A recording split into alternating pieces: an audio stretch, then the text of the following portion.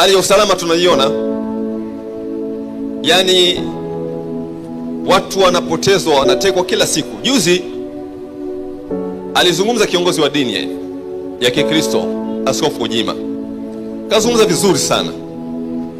Kazungumzia mada ya wananchi wanatekwa, halafu akashambuliwa sana, tena akashambuliwa na viongozi wa chama chake.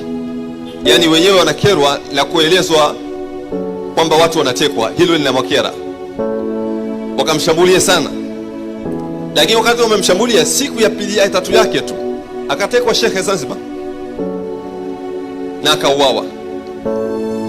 Lakini leo hii pia nazungumza, siku 3 zilizopita ametekwa Sheikh mwingine Singida, hajulikani alipo. Haya ndo maisha chini ya serikali. Kama serikali inashindwa kuwalinda raia, kuna uhalali gani wa kuwepo madarakani? Nasema serikali inashindwa kulinda raia, yani inashindwa kukamata genge.